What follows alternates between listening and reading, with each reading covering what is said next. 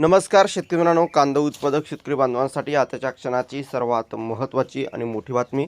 कांदा भावासंदर्भातील कांद्याच्या भावात वाढ होणार का, कधी, किती आणि कशामुळे होणार, काय महत्त्वाचे कारण, सविस्तर थोडक्यात संपूर्ण लाईव्ह अपडेट बातमी आपण या व्हिडिओच्या माध्यमातून जाणून घेण्याचा प्रयत्न करा.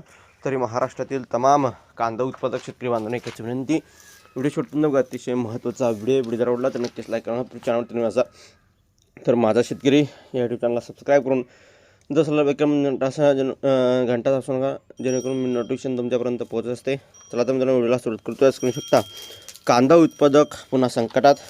नैसर्गिक आपत्तीतून वाचलेला खरीप व लेट खरीपातील लाल कांदा शेतकऱ्यांच्या डोळ्यात पाणी आणत आहे. राज्यातील बाजार समित्यांमध्ये एकाच वेळी आवक वाढल्याने दरात मोठी घसरण झाली आहे. उत्पादन खर्चाच्या तुलनेत मिळणारा दर अत्यंत कमी असल्याने कांदा उत्पादक शेतकरी पुन्हा एकदा दुहेरी संकटात सापडला आहे.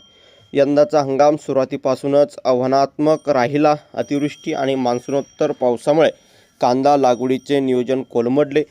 रोपे सडण्यापासून ते विविध कीड रोगापर्यंत अनेक संकटांचा सामना करत शेतकऱ्यांनी पीक वाचवले.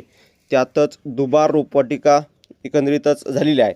आणि घसरणीचे प्रमुख कारण बघू शकता, उन्हाळा कांद्याची साठवणूक संपल्याने आणि लाल कांद्याची काढणी एकाच वेळी सुरू होऊन बाजार समित्यामध्ये आवकेत वाढ झाली आहे.